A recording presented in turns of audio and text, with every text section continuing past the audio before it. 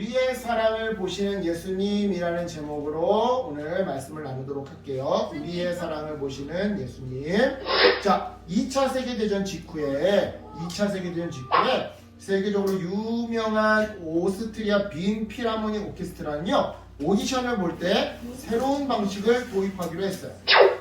이름하여 장막 오디션, 블라인드 테스트라고 한번 여러분 어디선가 들어본 적 있을 거예요. 장막 오디션이라고 하는 건데요. 쉽게 말해 심사위원들이 지원자들의 얼굴을 보지 못하도록 장막으로 가려놓고 심사를 하는 그런 제도였어요.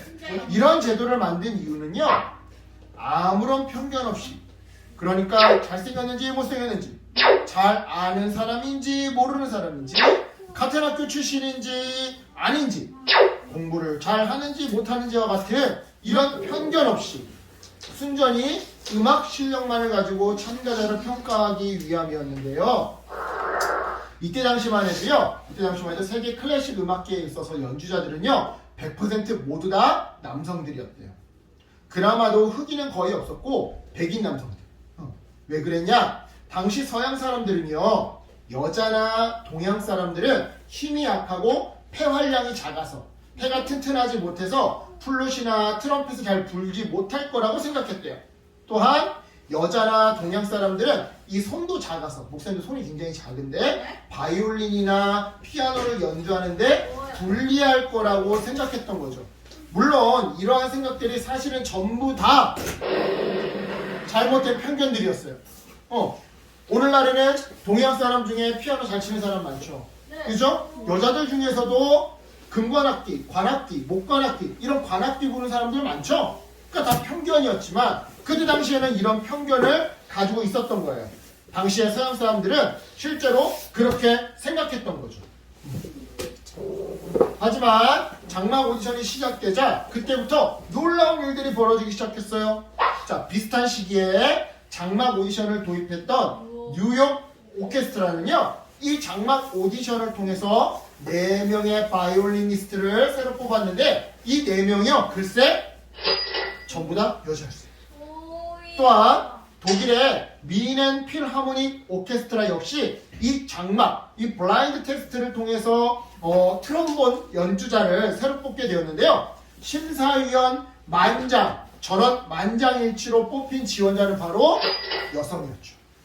즉, 세계 곳곳에서 여성은 클래식에 어울리지 않는다라는 이 편견이 무너지는 일들이 벌어졌던 건데요. 분명한 건 장막 오디션이 이 일을 가능하게 했다라는 점이었어요. 즉, 장막을 쳐서 우리의 눈을 가리게 하니까 오히려 편견이 가려져서 올바른 판단, 정말 잘하는 사람을 보고 뽑게 되더라는 것이죠.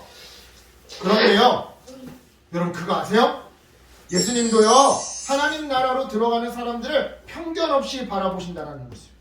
다시 말해서 오디션의 심사위원들이 외모나 재력이나 어떤 성적을 가지고 참가자들을 심사한 게 아니라 오직 참가자들의 음악 실력만을 보고 심사한 것처럼 예수님도 하나님 나라에 들어가는 우리 어린이들, 백성들을 심사할 때 가장 중요한 이것 한 가지만을 가지고 심사하더라는 것이죠. 그 한 가지가 무엇이냐? 바로 예수님을 향한 우리의 사랑이에요.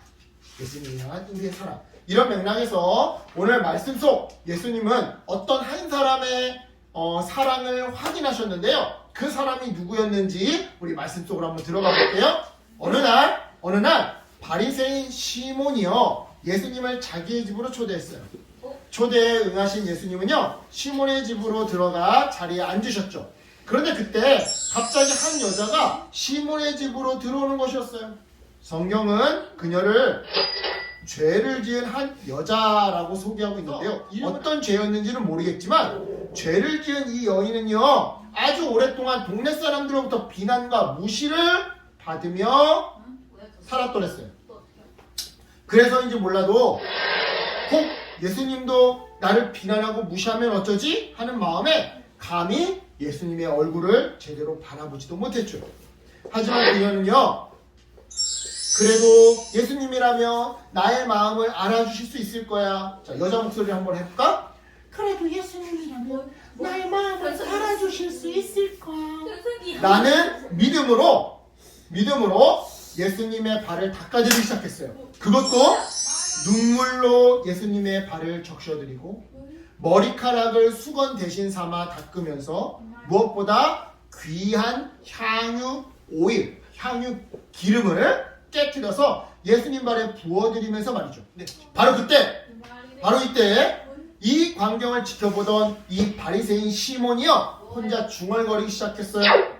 아니 저 여자는 죄인인데 저 예수란 자는 진짜 선지자라면 그걸 모를 수가 없을 텐데. 시몬뿐만 아니라 집에 있는 다른 사람들도요 여자의 행동을 그저 묵묵히 받아들이는 예수님을 보면서 그런 예수님을 못마땅하게 여겼어요. 아니 저 여자는 큰 죄를 지었던 사람 아니야? 그런데 그런 죄인이 감히 여기에 들어와? 자, 사람들이 왜 이렇게 그 여자를 싫어했을까? 그리고 그 여자를 받아주는 예수님을 왜 이렇게 못마땅하게 생각했을까? 자, 당시 유대인들은요 죄를 지은 사람들을 철저히 무시했거든요. 유대인들은요 죄인이 누군가의 몸을 만지면 그 죄가 옮아간다라고 생각했어요. 그래서 죄인을 무시하고 격리하는 게 하나님 보시기에 올바른 행동이라고 생각했던 거죠. 그런데 그 순간 예수님이 시몬을 향해 이렇게 말씀하셨어요. 시몬아, 내가 너의 집에 들어왔을 때 너는 나에게 발 씻을 물도 주지 않았단다. 원래 손님이 집에 오며 꼭 발 씻을 물을 내어주고 이어서 발에다가 바를 오일, 기름을 내어주는 것이 우리의 예절일 텐데 예절인데 너는 그렇게 하지 않았다 나에게. 그러나 이 여자는 달랐다. 물 대신 눈물로 나의 발을 적시며 수건 대신 자기의 머리카락으로 내 발을 닦아주었지. 그것도 모자라서 내 발에 입을 맞추고는 그 귀한 향유 오일을 내 발에 발라주었단다.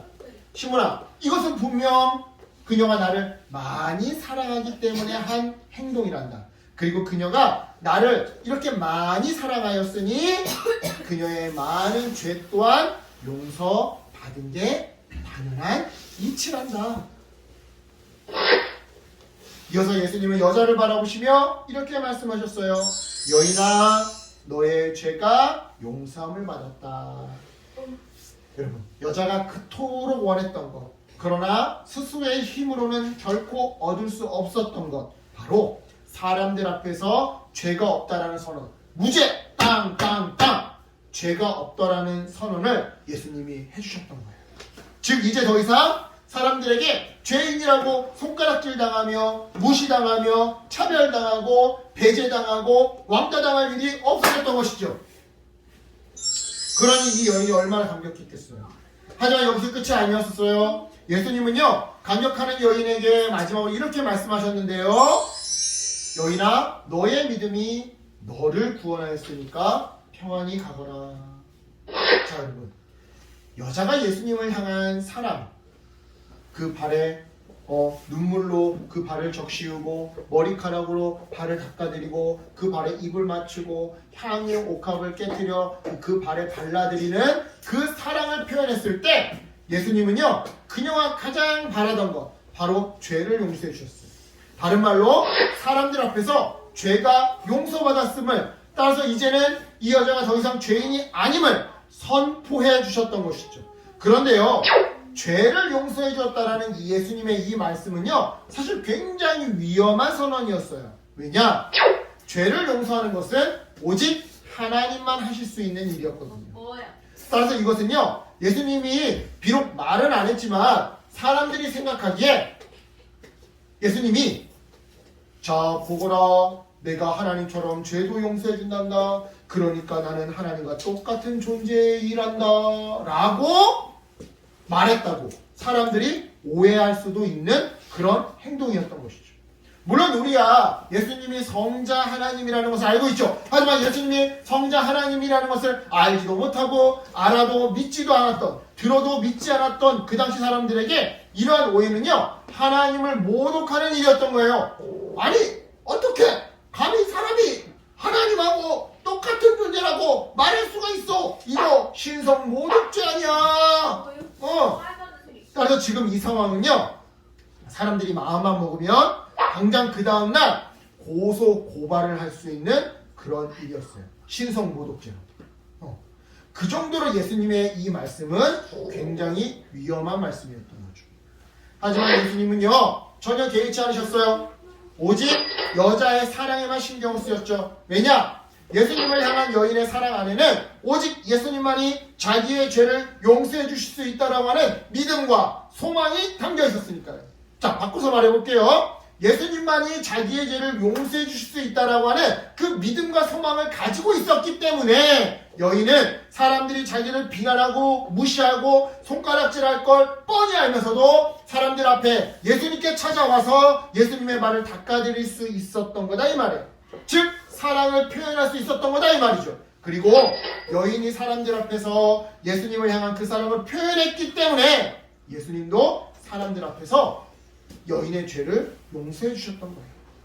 이처럼 여러분, 예수님은요, 우리에게 믿음과 소망과 사랑을 원하세요. 즉 엄청난 재물이나 뛰어난 실력이나 빼어난 외모가 아니라 오직 예수님께 믿음과 소망을 가지고 나오는, 즉 사랑을 표현하며 나오는 사람들에게만 그들의 죄를 용서해 주시고 병을 치료해 주시며 인생을 구원해 주시다라는 것이죠.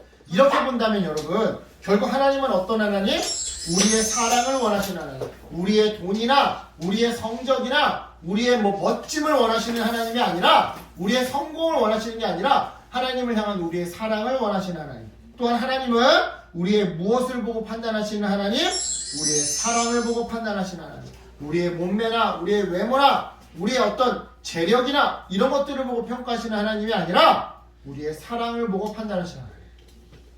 하나님은요, 우리를 외모나 재물이나 성적으로 평가하지 않으세요. 하지만 우리는 사람을 볼 때 편견으로 바라보곤 하죠.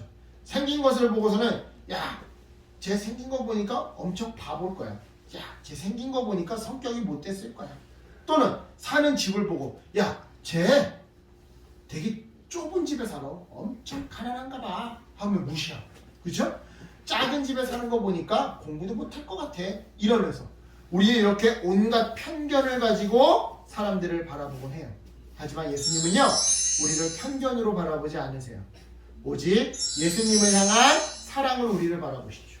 예수님은 우리를 향해 이렇게 말씀하세요. 나는 오직 나를 향한 믿음과 소망과 사랑만 확인한단다.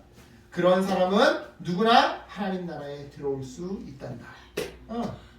따라서 여러분, 조금 못생겼어도 예수님을 사랑하는 사람, 그 사람이 예수님께는 가장 잘생기고 예쁜 사람인 거예요. 공부 조금 못해도 예수님을 사랑하는 사람, 그 사람이 예수님께는 가장 똑똑한 사람인 거예요. 그러니까 우리 모두 예수님께 사랑을 표현하는 어린이들 되었으면 좋겠어요. 그래서 예수님의 용서와 회복과 구원의 축복을 많이 받고 누리는 우리 어린이 여러분들 되기를 예수님의 이름으로 축복합니다. 아멘. 기도하겠습니다. 하나님, 오늘도 우리 아이들이 잘 참고 예수님 말씀 들었습니다.